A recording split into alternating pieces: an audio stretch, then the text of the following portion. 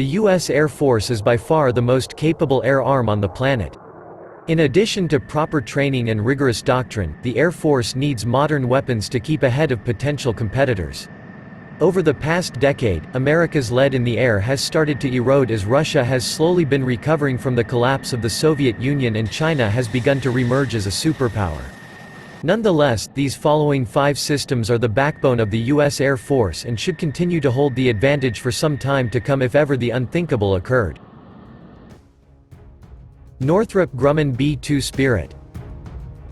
The Air Force's tiny fleet of 20 Northrop Grumman B-2 Spirit stealth bombers is the only long-range penetrating strike asset in the service's arsenal.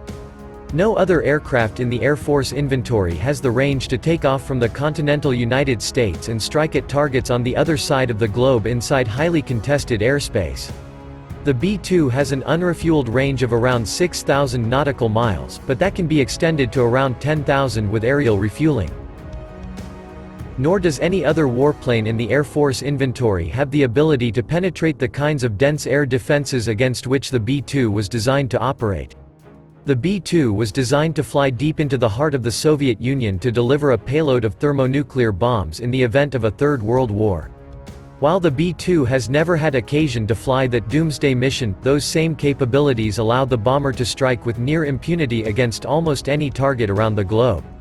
Further, while fighters like the F-22 or F-35 are very stealthy against high-frequency fire control radars, a large flying wing aircraft like the B-2 is also difficult to track using low-frequency radars operating in the UHF and VHF bands.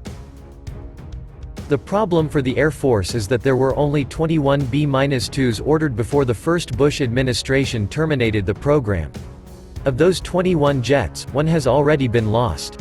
Not only is the fleet tiny and in high demand, the bomber has sensitive coatings and is ridiculously expensive to maintain. To make matters worse, potential adversaries like Russia and China are learning to counter the B-2. The Air Force has a follow-on bomber project called the Long Range Strike Bomber in the works, which is set to become operational in the mid-2020s.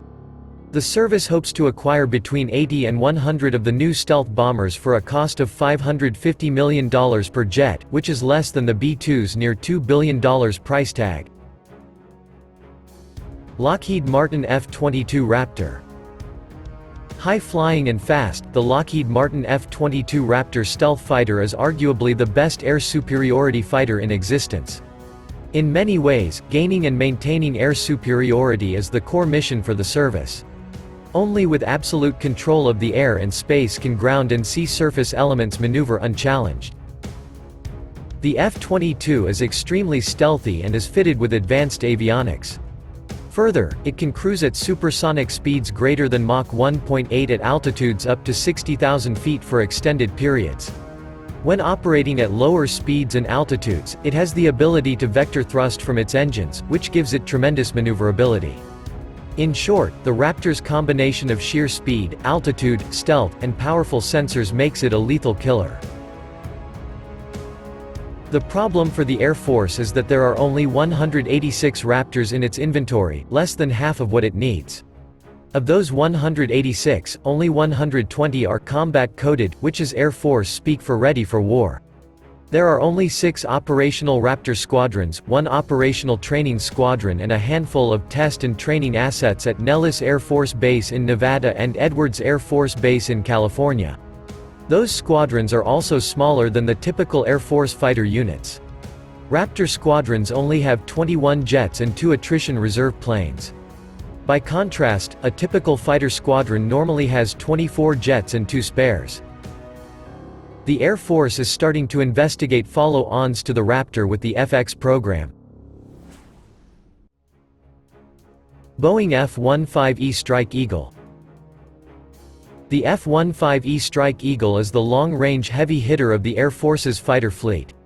The Air Force has 213 of these dual-role fighters, which replaced the long-serving General Dynamic F-111 strike aircraft.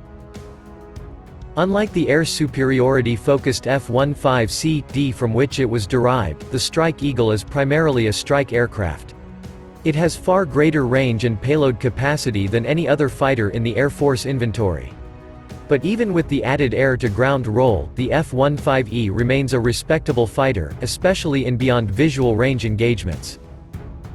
The F-15E, like many aircraft in the Air Force's aging inventory, will continue to serve well into the 2030s. The service is upgrading the jets with new Raytheon APG-82 active electronically scanned array radars and other modern hardware, but a number of pilots complained that foreign versions of the jet are far better equipped. Meanwhile, while the upgrades will keep the Strike Eagle relevant into the 2030s, the Air Force has no plans to replace the venerable jets. Originally, the Air Force had hoped to replace the Strike Eagle with a version of the F-22 Raptor, but those plans died when then Defense Secretary Robert Gates canceled that program. One senior Air Force official suggested that the service should extend the production of the future LRS-B stealth bomber to fill the gap, but said that was his personal opinion, rather than service policy.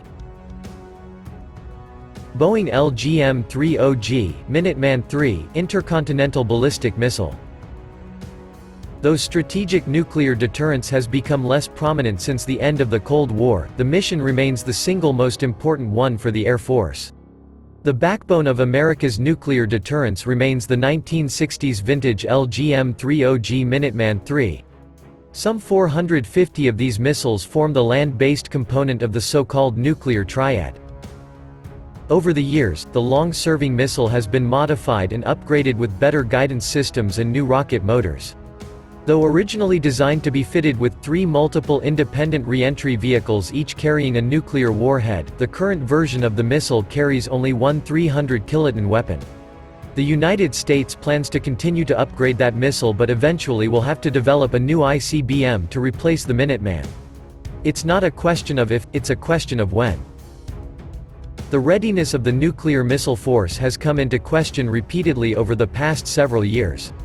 A number of officers have been caught cheating in tests, and a number of senior officers have been dismissed as a result. All of that has cast a shadow over the entire force.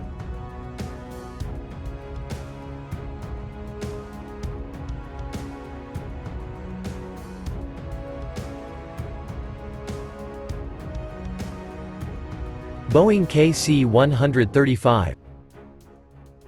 While often overlooked, what makes the U.S. Air Force unique amongst the world's air forces is its ability to hit targets around the globe. The KC-135 aerial refueling tanker is what enables American airpower to conduct its missions. That's not just for the Air Force, the Navy and Marine Corps aviation assets are also dependent on the air arms, big-winged tankers to carry out their missions. The Eisenhower-era KC-135 is old, and it needs to be replaced urgently. The Air Force has made several abortive attempts to recapitalize part of the fleet over the past 2 decades. The current Boeing KC-46 tanker effort will replace a part of the massive KC-135 fleet. However, even with the addition of 179 KC-46 tankers by 2028, the bulk of the fleet will remain KC-135s.